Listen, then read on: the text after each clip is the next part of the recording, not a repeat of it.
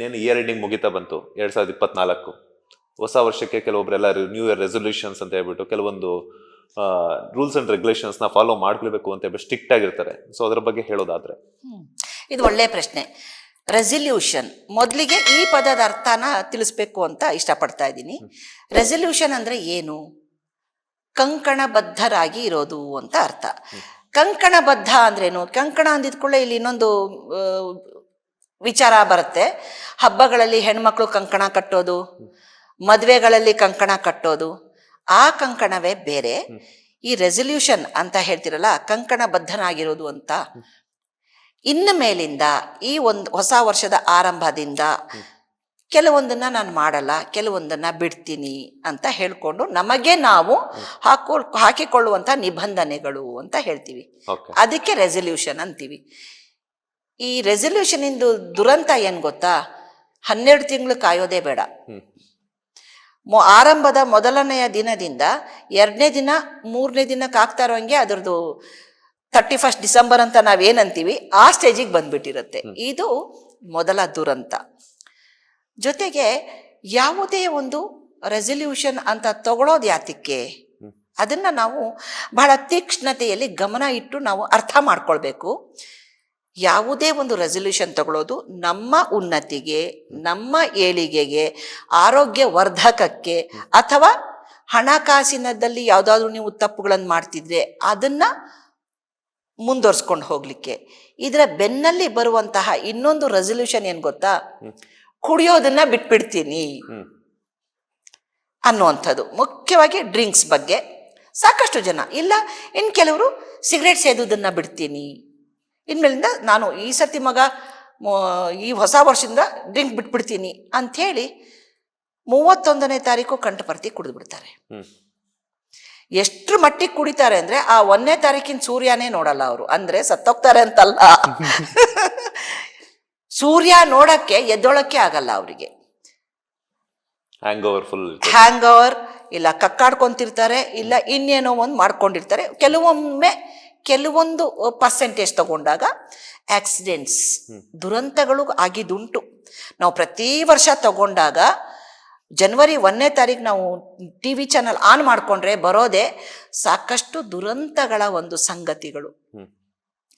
ಈ ದುರಂತದ ಸಂಗತಿಗಳು ಮಾಧ್ಯಮಗಳಲ್ಲಿ ಬದಲೇ ಇರೋ ರೀತಿ ನಾವು ನಡ್ಕೋತೀವಿ ಅನ್ನೋ ರೆಸಲ್ಯೂಷನ್ಗಳನ್ನ ಹಾಕೊಳ್ಬೇಕು ಅವರಿಗವರು.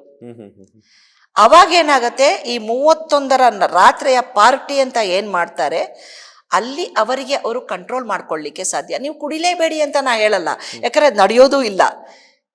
ನೀವು ಕುಡಿತವನ್ನ ಕುಡಿದ್ರೆ ಸಾಕು, ಕುಡಿತ ನಿಮ್ಮನ್ನ ಕುಡಿಯೋದು ಬೇಡ. ಅಂದ್ರೆ ಅದು ಕುಡಿದ್ಬಿಟ್ಟು ಇಲ್ಲ ಫ್ರೆಂಡ್ಸ್ಗಳಲ್ಲಿ ಜಗಳ ಆಗುವಂಥದ್ದು, ಹೊಡೆದಾಟ ಆಗುವಂಥದ್ದು, ಅಥವಾ ದುರ್ವರ್ತನೆಗಳು ನಡೆಯುವಂಥದ್ದು, ನಿಮ್ಮನ್ನ ನೀವು ಮರೆಯುವಂಥದ್ದು, ಇದನ್ನೆಲ್ಲ 31ರ ರಾತ್ರಿ ಮಾಡಿಕೊಂಡು ಹೊಸ ವರ್ಷಕ್ಕೆ ನೀವೇನು ಸಂತೋಷದಿಂದ ಮುನ್ನುಗ್ತೀರಾ. ಹಾಗಿದ್ರೆ ಹೊಸ ವರ್ಷದ ರೆಸಲ್ಯೂಷನ್ ಅಂತ ಅಂದ್ಬಿಟ್ಟು ಯಾಕೆ ತಗೊಳ್ಬೇಕು ಅಲ್ವಪ್ಪ? ಇಲ್ಲಿ ಏನಾಗುತ್ತೆ ಮಗನೆ, ಸಾಕಷ್ಟು ಜನರಿಗೆ ಮೈಂಡ್ ಕಂಟ್ರೋಲ್ ಇರಲ್ಲ.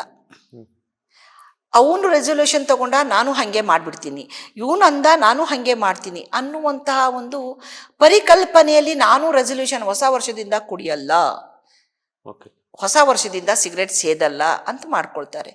ನಾವು ಯಾವುದೇ ರೆಸಲ್ಯೂಷನ್ ತಗೊಳ್ತೀವಲ್ಲ, ನಾವು ಯಾವ ಪಾತಲ್ಲಿ ತಗೊಳ್ತಾ ಇದ್ದೀವಿ, ಯಾವ ನಿಷ್ಠೆಯಲ್ಲಿ ತಗೊಳ್ತಾ ಇದ್ದೀವಿ, ಯಾವ ಉದ್ದೇಶದಲ್ಲಿ ತಗೊಳ್ತಾ ಇದ್ದೀವಿ, ಅದಕ್ಕೆ ಸರಿ ಹೊಂದುವ ರೀತಿಯಲ್ಲಿ ನಮ್ಮ ಮನೋಧರ್ಮವನ್ನ ಅಂದ್ರೆ ಮೈಂಡ್ ಸೆಟ್ ಅಂತ ಹೇಳ್ತೀವಲ್ಲ ಅದನ್ನ ಮಾಡಿಕೊಂಡು ರೆಸಲ್ಯೂಷನ್ಗಳನ್ನ ತಗೊಳ್ಳುವಂಥದ್ದು.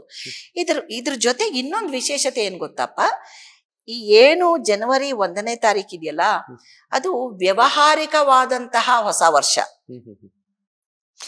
ನಮ್ಮ ಹೊಸ ವರ್ಷ ಅಂತ ಏನ್ ಹೇಳ್ತೀವಿ ಅಂದ್ರೆ ಧಾರ್ಮಿಕತೆಯ ಹೊಸ ವರ್ಷ ಅಂತ ಏನ್ ಹೇಳ್ತೀವಿ, ಯುಗಗಳು ಅನ್ನೋದು ಯುಗಾದಿಯಿಂದ ಶುರುವಾಗುವಂಥದ್ದು, ಚೈತ್ರ ಮಾಸದಿಂದ ಶುರುವಾಗುವಂಥದ್ದು. ನಾವು ಜಾನ್ವರಿ 1ಗೆ ಹೊಸ ವರ್ಷ ಅಂತ ವ್ಯವಹಾರಿಕ ರೂಪದಲ್ಲಿ ತಗೊಂಡು ಈ 31ನೇ ತಾರೀಕು ಡಿಸೆಂಬರ್ 31ಕ್ಕೆ ಅದ್ಧೂರಿಯಾಗಿ ಆಚರಣೆ ಮಾಡುವಂಥದ್ದು. ಖಂಡಿತ ನೀವು ಮಾಡಬೇಡಿ ಅಂತ ಹೇಳಲ್ಲ.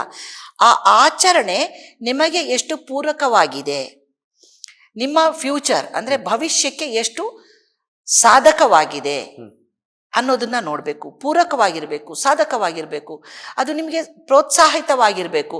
ಈ ಕೆಲವು ಸತಿ ರೆಸಲ್ಯೂಷನ್ಸ್ ಏನ್ ಮಾಡ್ತಾರೆ, ಅವ್ರು ತಗೊಂಡ್ರು ಅಂತ ಇವ್ರು ತಗೊಂಡ್ರು ಅಂತ ಅವರು ಇನ್ನೊಬ್ರು, ಈ ತರ ಒಬ್ರನ್ನ ನೋಡಿ ಒಬ್ರು ರೆಸಲ್ಯೂಷನ್ ಅಂದ್ರೆ ಕಂಕಣಬದ್ಧರಾಗೋದು.